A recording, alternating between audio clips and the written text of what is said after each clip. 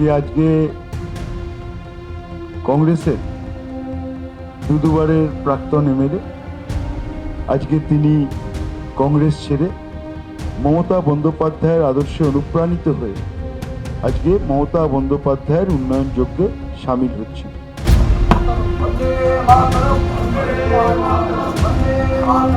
কংগ্রেসের ইন্দ্রপতন, তৃণমূলে যোগ শঙ্কর মালাকারের।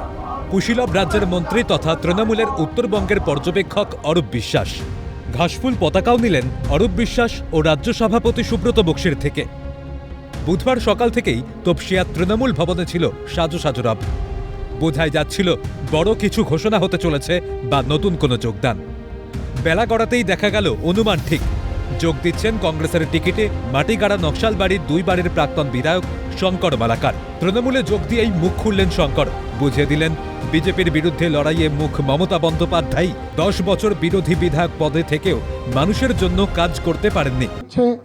বিজেপি দীর্ঘদিন ধরে উত্তরবঙ্গের সহজ সরল মানুষগুলোকে এই ধরনের লোভ দেখিয়ে ছাড়খাড় করছে।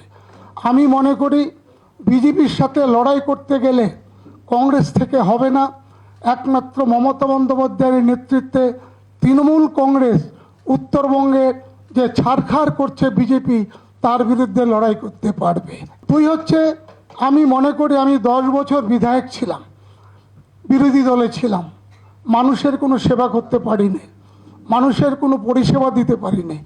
আমি মনে করি আমার অভিজ্ঞতার মধ্যে দিয়ে যে শাসক দলে না থাকলে মানুষকে কোনো পরিষেবা দেওয়া যায় না। উল্লেখ্য, গত মাসেই বিজেপি ছেড়ে তৃণমূলে যোগ দিয়েছিলেন প্রাক্তন কেন্দ্রীয় মন্ত্রী জন বার্লা। বার্লার যোগদানের 20 দিনের মধ্যে এবার হাত ছেড়ে ঘাসফুলে শঙ্কর মালাকার।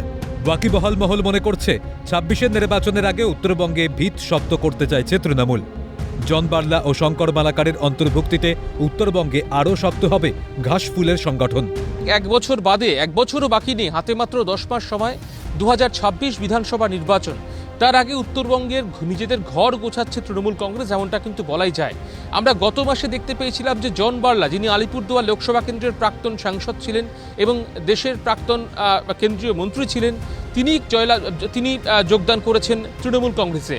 আমরা দেখলাম যে আজকে মাটিগাড়া নকশালবাড়ির প্রাক্তন বিধায়ক তৎসহ দার্জিলিং জেলার কংগ্রেসের প্রাক্তন সভাপতি, একেবারে তোমাকে বলি যে তিনি আজকে যোগদান করলেন। একটা বিষয় স্পষ্ট হলো যে শিলিগুড়ি, মাটিগাড়া, নকশালবাড়ি, এই যে পরপর 2টি বিধানসভা রয়েছে, যে 2টি বিধানসভা 2021 বিধানসভা নির্বাচন নিরিখে দেখতে গেলে সেখানে বিজেপি জয়লাভ করেছে, সেখানে নিজেদের জমি, নিজেদের মাটি শক্ত করছে তৃণমূল কংগ্রেস। রাজ্য তৃণমূল কংগ্রেসের পক্ষ থেকে সর্বোপরি আমাদের শ্রদ্ধেয় নেত্রী শ্রীমতী মমতা বন্দ্যোপাধ্যায় অনুমোদন ক্রমে আজকে শঙ্কর মালাকার দার্জিলিং জেলায়, যিনি 15 বছরের ওপর প্রায় 20 বছর সভাপতি ছিলেন এবং 2 বারের প্রাক্তন বিধায়ক, তিনি আজকে অন্তর্ভুক্তি হয়েছেন।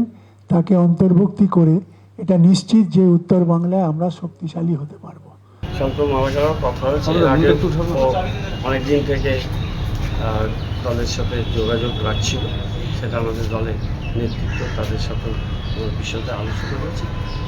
কলকাতায় উনি জয়েন করেছেন, আসুন আমরা সবাই মিলে একসাথে দলকে আরও শক্তিশালী করার জন্য কাজ করতে হবে। একসঙ্গে কাজ শঙ্কর মালাকার আপনি কতটা শক্তিশালী হতে পারবেন সেটা তো সময় বলবে, নিশ্চয়ই শক্তিশালী হবে।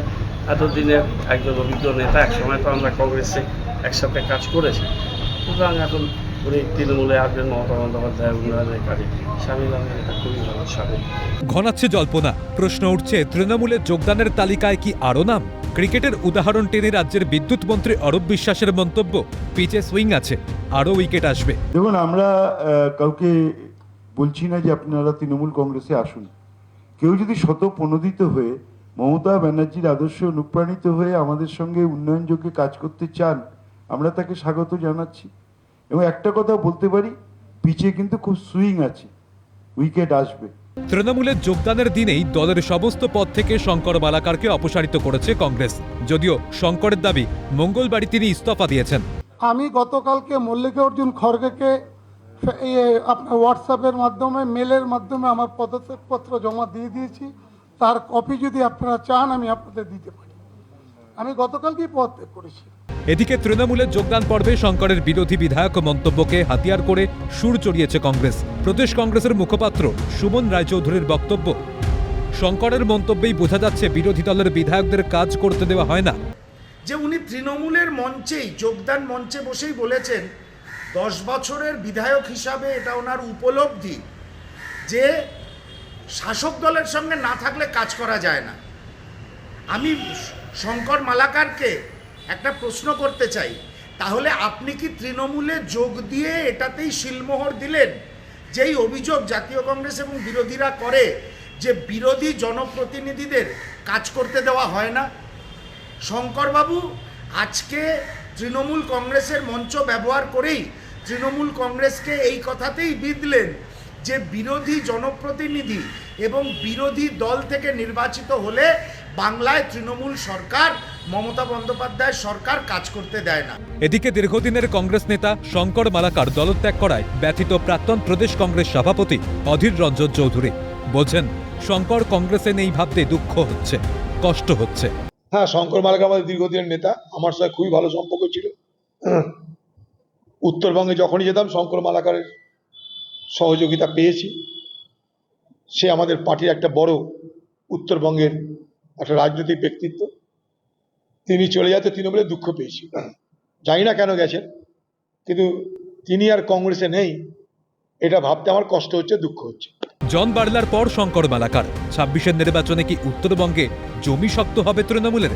ক্যামেরায় গোপাল তপাদারের সঙ্গে রাজা সাহার রিপোর্ট, ক্যালকাটা নিউজ।